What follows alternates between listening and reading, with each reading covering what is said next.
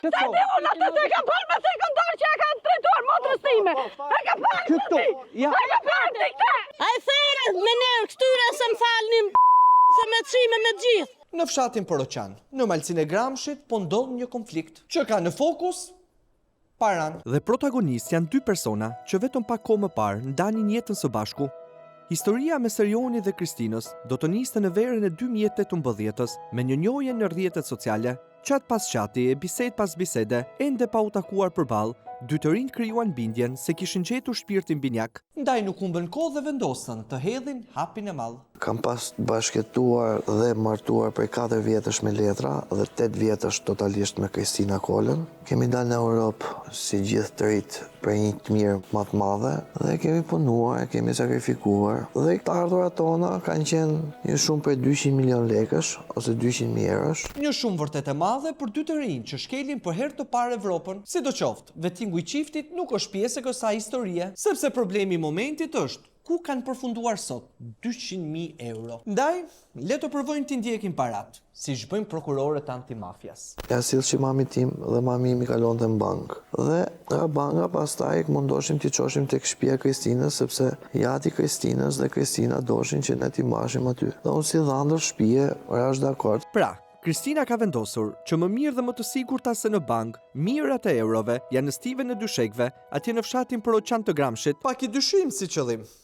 Por, le të vazhdoj me linjën e historisë. Sepse, pas mjaltit dhe dashurisë në çift, që zgjati plot 8 vite, gjërat marrin një kthes të papritur. Fillon debatet, gjërat, Kristina iku nga shtëpia dhe në 21 dhjetor nga qyteti i Brukselit, në Belgjik, më ka lënë vetëm me mamin. Arsyen nuk e di, kam kërkuar ballafaqim, kam ikë shtëpia, i kam kërkuar mamin se më ka kërkuar Kristina, i kam me letra. Derisa nuk arritja si lloj gjaje, kam arritur t'i çoj dhe babin, t'i telefonoj, t'i bëj shumë tentativa në mënyrë njerëzore për t'u bashkuar ose për të biseduar, për të pirë diçka, sepse 8 vjet kuror dhe t'iki dhe mos pranoj njëri, as Kristina, as motra, as nana, as baba, më duket si gjë me plan kjo.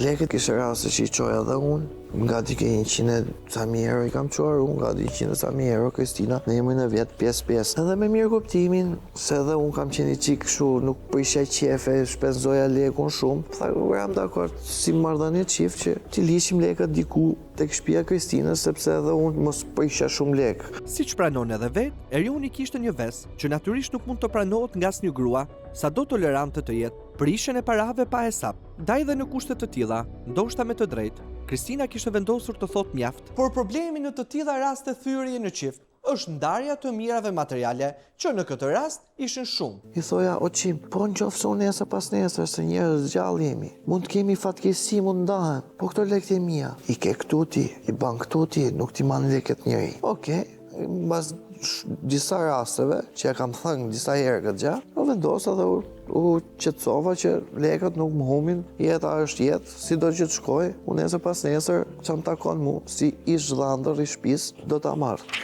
Që shqyr zotit, më ka ngel kjo foto, tu vetë fjalë për shumë 150.000 euro që janë cash në shtëpi. E ndërsa paratë e Erionit kishin mbetur vetëm një kujtim në foto, duket se Kristina tenton t'i jap atij një tjetër mundësi. Më shkryti ku kam qenë në Belgjik, pse nuk i thua të vijë sana këtu të kërkoj falje mami im, po mos i thuaj gjë që të thash unë se unë kam qenë kontakt me Kristinën dhe marrëdhënien dhe jetën mua me Kristinën, ma ka prish jati, ama dhe motra.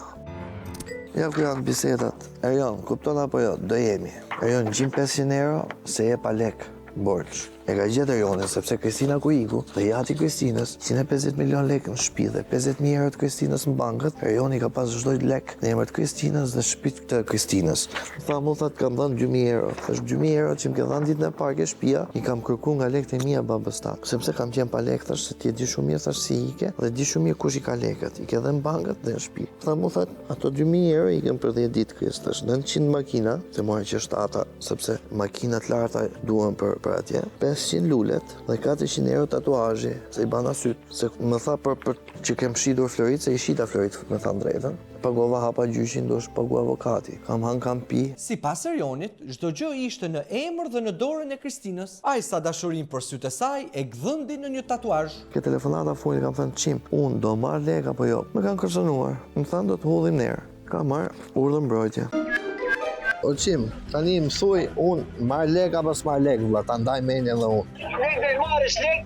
Unë kam 2 muaj e gjysë që pres, qim. Mua 3 pres, s'kam faj as unë as. Jo, ke faj qim se ke raf gjoksin. Do t'i marrësh masë gjyqit. Është e sigurt? Po. Dhe lek që ke në bankë dhe ati që ke deklaruar atje, dhe mash masë gjyqit. Ndaj gjykata merë ato. O vlla, nuk kam lidhje me ata, unë du vetëm 6.000, tjera ti marrja jo, dhe i shpit fus kokën, ke 120 milion shpi, nga se tjera. Po do ta shikojmë. Kume? O Kris. Nga ky komunikim, duket se Kristina nuk ka patur ndonjë dëshirë të madhe për të kthyer. Siç na tha Erioni, gjua kërcënuese e saj, që nis me fyerjen e nënës e përfundon tek tritoli në shtëpi, tregon mjaft për raportin mes dy ish-bashkëshortëve. Por pavarësisht të gjithave, dukej se Erioni ende e mbante ndesur zjarrin e dashurisë dhe shpresën se një ditë do të ktheheshin. Nuk përgatita edhe për shumë Valentin. U zhyta akoma më shumë borxhe për të marrë florinat që i shita për avokatin, se nuk i ke do të ke shtëpi atyre pa florina. A kupton? Me kushte. Tu blen dhe florina Kristinës dhe tu prit datën 14 që i hudha pasaj florinat nga ura e Gramshit.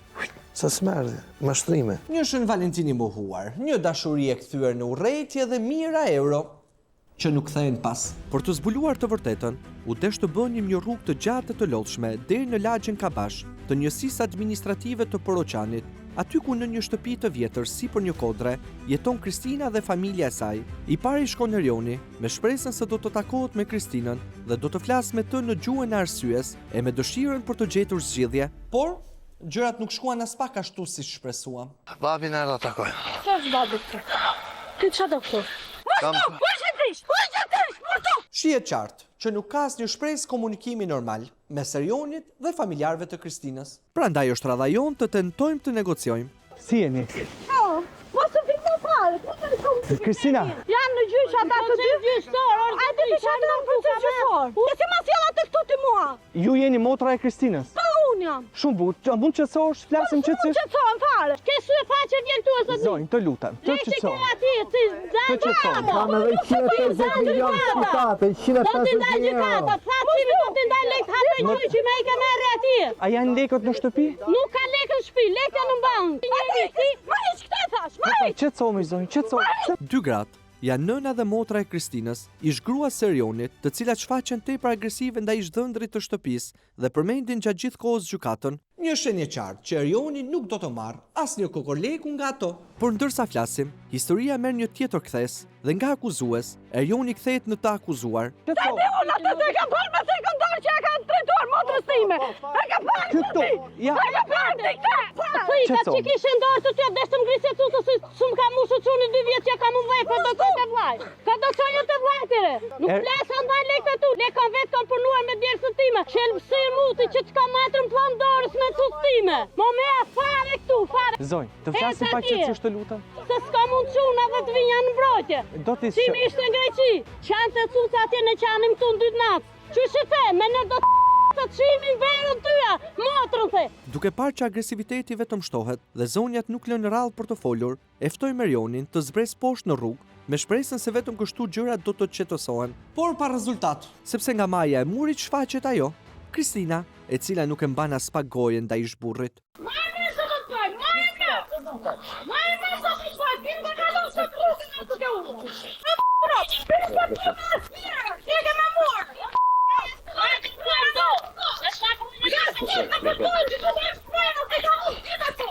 Mbaruam. Po një njëri me e me drogë, me e me pisën që si t'jem më shpëtyre. Si m'vjen? Ajo është një drogaxhi që po pin drogë. 2 më ka dhunu me pistolet. 3 ai merret me njerëz që t'i them dhe me emra, po s'ka që na duhet më tepër. Çdo gjë janë në gjykat, çdo gjë pasuri, çdo gjë janë në bank, as nuk kam trik as i lek, çka kam paguar ja 500.000 lekë me gjërat e mia kështu. Ke foto, Kristina, ku ai të ka dhunuar? Kisha shumë foto ke telefonit tjetër, po më kishte fshirë. Kisha shumë foto ku kishte fik e gjaka shtëpi, po ai kishte fshirë, ai plera që është atje poshtë. Kjo zonjë mund të thotë çdo gjë të vërtet, por që nga fillimi i punës tonë e deri në momentet që po flasim, ne kemi dëgjuar telefonata ku ajo e kërcënon ish-burrin, i cili madje ka marrë urdhër mbrojtje nga Kristina, edhe në përballjen tonë, pam se si 3 gratë ishin tepër agresive ndaj tij. Sidoqoftë, kjo do të zgjidhet në gjykatë, përveç 150.000 eurove që Erioni pretendon se janë në stive në dyshekëve të kësaj familjeje. Ai pretendon se janë 150.000 euro cash. Ishin 150.000 euro cash, unë nuk do rria kështu si barbanjake, okay? Po, luti pizzas, pinta drogë, pinta shak, do gjithë keqe, që i. Nëse ai do vazhdojnë akoma 2 duar për i kohë, njerë kam lind, njerë do vdes. Është e qartë, Kristina mohon çdo pretendim të ish burrit, për shumën kesh që ai deklaron ta ketë lënë tek vjerri, por nëse ishte të vëmendshëm, në telefonatën mes të dyve, diçka na thot se parat aty janë. O Kris, Vetëm 20.000 euro tash më turisti para ton. Pavarësisht dyshimit ton, biseda me ish-gruan e Erionit mbyllet aty, pas një zgjidhje, madje më shumë se sa parat, folën për dhunë në familje dhe kërcënime me jetë që Erioni i ka bërë ish-gruas. Motra thot që ti ke pas pikë në dorë Absolutisht, dhe kërcënoje me jetë, ti- madje nëna jote ka qenë aty dhe nuk e ndalon të ngjarë. të vej provat, si shka mund provat të japi provat e veta dhe të vendosi ligji. Po pra, ju e kupton? keni kërcënuar këtë që unë do të vras ballë. Absolutisht, asi gjatë, mi nxjerri, si që kam qunë në gjykat, gjitha bisedat, si me Kristinën, si me Tjatin, si me gjitha, ti nxjerri dhe Ke qenë Kristinën. përdorur si lëndë narkotike? Kam pas qenë, kena pine i cigare me quna që, asi gjatë tjetër. Ajo pretendon që lekët i qojnë mbi gjos. Absolutisht. Ke lyp bigjoz? Si lloj bigjozi. Të janë shumë atë dhoja, unë mund të kem vani loto 1.000 lekëshe, 500 lekëshe. Një cigare me qunat, një dhoto e pak bigjoz. Nuk janë pak gjë, por të shkatruar një martesë, e cila tashmë është kthyer në një luftë pa kompromis mes palëve. Por ama nuk mund të jenë as shkak për të mbajtur pjesën takuese të parave, këtij 30 vjeçari, i cili shfaqet tepër i qetë përballë akuzave. Dhe diçka të fundit. Nëse janë të vërteta pretendimet e Erionit, për shumën aq të madhe brenda një shtëpie të izoluar në maj të malit, e këshillojmë Kristinën që parat t'i çojnë në një vend të sigurt. Në bank, do ishte vendi më ideal.